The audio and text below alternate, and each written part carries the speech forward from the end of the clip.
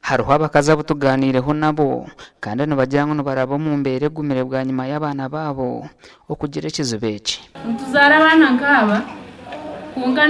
ne kazi twashizwe mu batujya ngo turye bahagara nubasohota kuzara umwana ngo obundi bakugira ngo ekika cyanyu mujya babiri so omuripe tukuzire twine cyo stigma nubaguma batugambire bugambo batutere bugambo murisho hona aba batugambira uko kizibe cyakwasira abana babo no bwiro bamazire bari mu mbereje cyarugirira hamwana wanje kufuna cerebral palsy akaruha munonga kandi nkabanyine pressure yamere cyanyuma so ecyanyuma cyo kubamukira mu rwara kumamba cyihamo yinjira mu process omwe n'umukongo bwakoze iki bwafunire damage so umushaya yanzarize ni musima munonga kuba niwe yampumurize na munonga ato mwana wo kugira situation yaberuko ni ukagireba nicyo cyarugiro mwana akora ki kubate nati kamureka natambura namugarura yarya kamara mama munonga ngomuzire kosa abashija bakunda abana barwire na no mwana waratambure nawe chamara mama ni akakunangarukira doctor namushikira yanjatiza on physiotherapy kaina shanga y'abandi bazire nagaka mama tushikirire Dr. Gift Atwire okurgahirwa rero kuri ryambarira kandi nagira ngo kizebeki nikizahabwongo kiretera umwana yakura kubi ekikubaho no shanga eshagamana no mwisyo ninga itwata oxygen tiyahika omubongo ombutafaru bwobongo obumwe bufa abo kugira ngo tubwafuna shagama na oxygen erikumara so eretera pati y'obwongo yagire okuyaba damage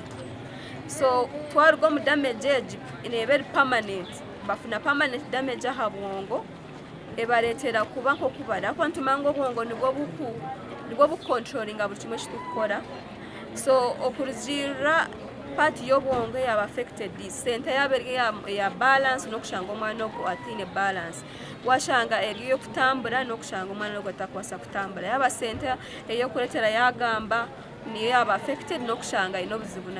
no kugamba abashaho nibagira ngo hakiruho uburemezi bwa nyuma y'abana barukwatwe kizibeki okushanga ngo abashije nibabarekera abakazi kandi ngo embereji neyenda babirukwata niso kureba uko umwana wabo arature nayo ahabo kuba abana nibetaga obujanjabi bw'amani munonga so mbabaso butakikora bonka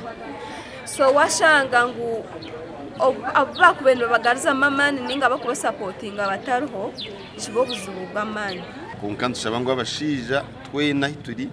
wabaye n'umwana we n'uburemesa bwa ahabongo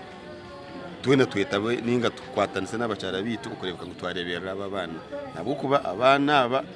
cyo kubanzana batujurira mu gasho twatubareberire cya kabiri umukazi wenka takucabasa kandi cya kashatu umukazi tubugira ngo nwaresero buzubobwe ubuzwire no basakurwa aha umwana cine umucara cinenda ningo mukuzarwa ningo mwana yazirwa tuburiza abashaho bumwaha buremezo barukuraba mu kujanja abana be no buremezo bu kandi ukuntu kwe batugarukiremo lack of the aids that most of our services require aids are components that will help a child maybe to walk, to hear, to see. That yes, whereas we offer the service, at times some of these aids in rehabilitation, if a small fee has to be put in place, but as we heard, Bethany Kids is offering free wheelchairs, which is a very good development. These are partners who are doing a very good job.